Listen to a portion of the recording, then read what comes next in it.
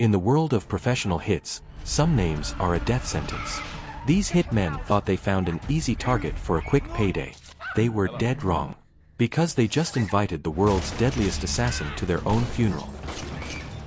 The story opens in a magnificent, high-end home in the heart of New York. A husband and wife are trying to relax and watch TV, but they are constantly distracted by the relentless barking of a dog outside. The dog belongs to their house servant, and eventually, the couple loses their patience. They tell the servant to take the animal outside for a walk to calm it down.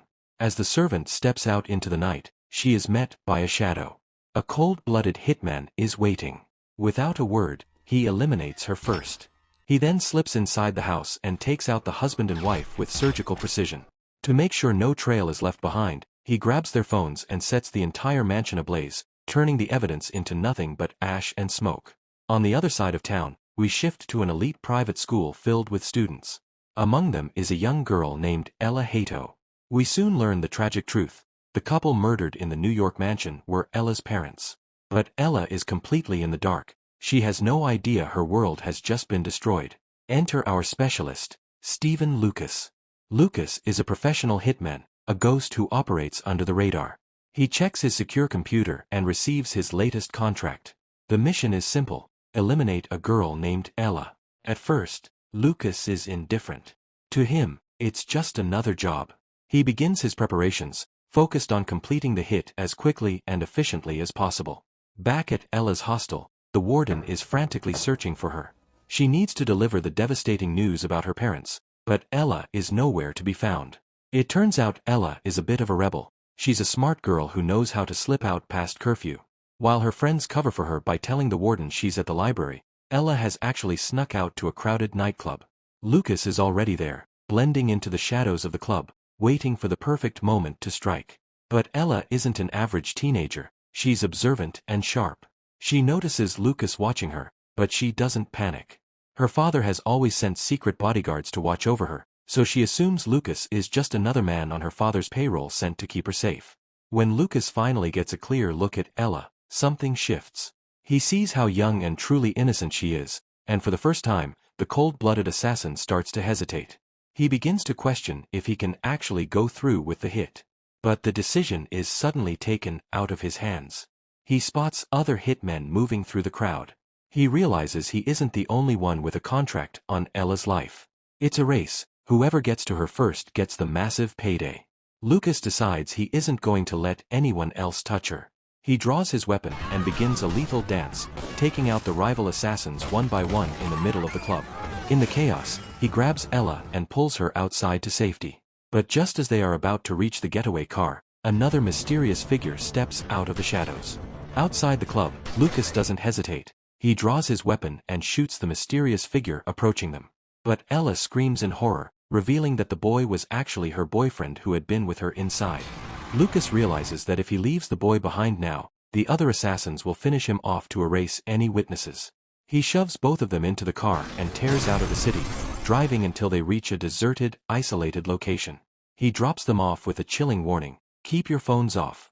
Don't contact anyone if you want to stay alive. As Lucas starts to drive away, his phone buzzes. It's a message from his contractor, and it's the ultimate leverage, a photo of Lucas's own family. The threat is clear: either he eliminates Ella, or his family pays the price.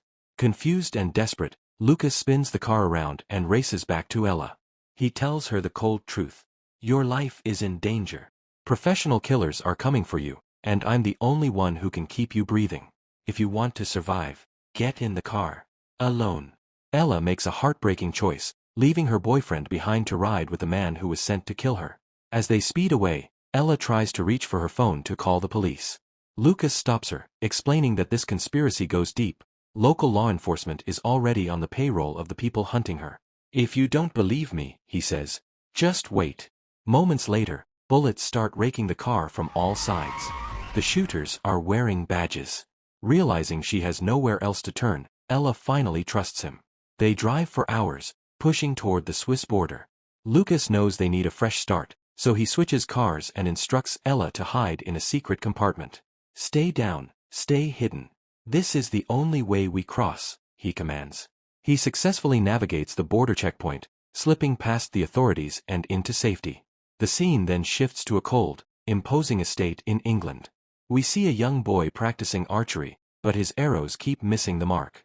His father, Richard Addison, watches with cold disappointment. He scolds the boy, reminding him that as an Addison, he must never miss his target. Richard is then approached by a woman named Gina. She questions his tactics, asking why he sent a team of rival hitmen to the club when he had already hired a specialist like Lucas. Richard remains silent, but the dark history begins to unfold. Ella's father, Martin Hato, was once Richard's partner in a massive illegal empire. But Martin had grown tired of the blood and the crime.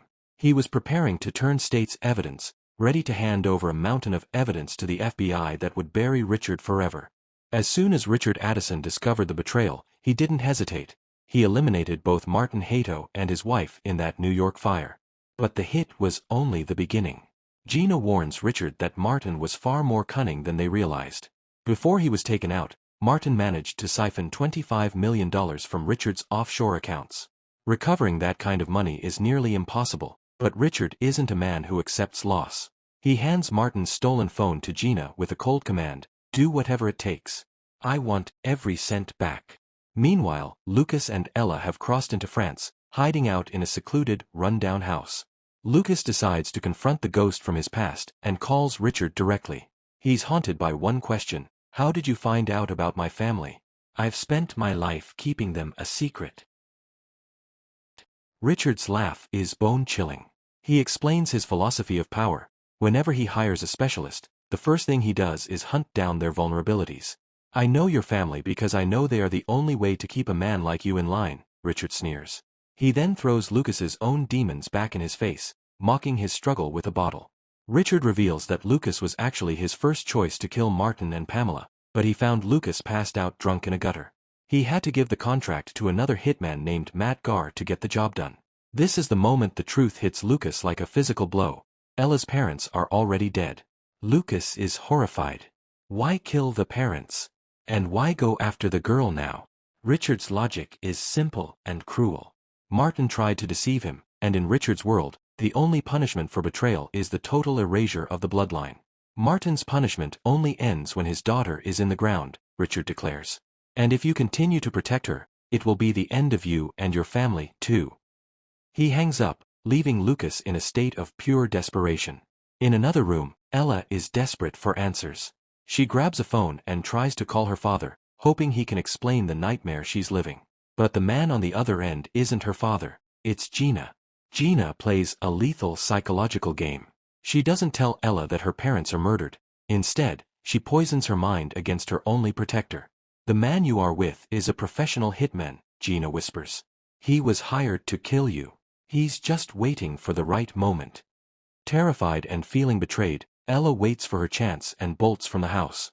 When Lucas realizes she's gone, he intercepts her, his weapon drawn. This is the ultimate status flip crossroads. Lucas is paralyzed by the choice. If he lets this innocent girl live, Richard will slaughter his wife and child. To save his own family, he has to pull the trigger on Ella. But as he looks at her, the specialist finds he can't do it.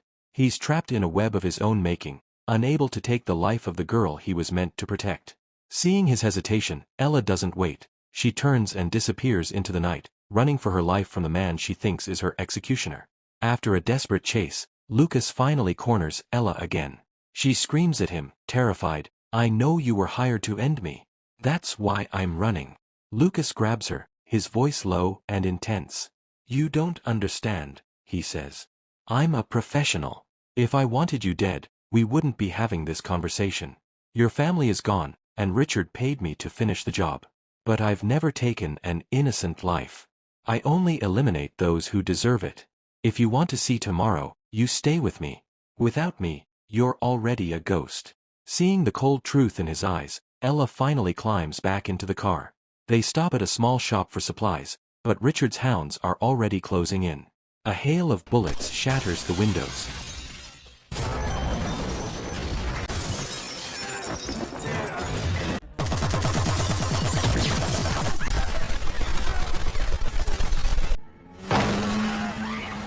Lucas manages to fight his way out and pull Ella to safety, but a stray round tears into his leg. The pain is blinding, but the physical injury isn't his biggest problem. Lucas is a man fighting two wars, one against Richard and one against his own body. He is a severe addict, dependent on a specific chemical cocktail just to stay functional. Without his medicine, his nervous system begins to collapse. As he tries to inject himself to dull the agony and stop the tremors, he loses focus, and the car careens off the road in a violent crash. Battered and bleeding, they are forced to continue on foot. Lucas knows he's fading fast and calls the only person he thinks he can trust, an old contact named Danny. She meets them in secret and begins to treat his wounds. While she works, she corners Ella outside. Danny pulls no punches, warning the girl that Lucas is a lost cause. "Why are you with this man?" she asks. "He's a hollow shell, a junkie who lost his own family because of his habits. Everyone who gets close to him ends up ruined. If you want a future, run as far away from him as you can." But Danny isn't just there to give advice, she's there for the bounty. She offers Lucas a new, special injection, claiming it's a powerful painkiller. Lucas, a specialist whose instincts never truly sleep, senses the trap. In a lightning-fast move, he turns the needle on Danny and injects her instead. As she begins to convulse, she gasps out the truth.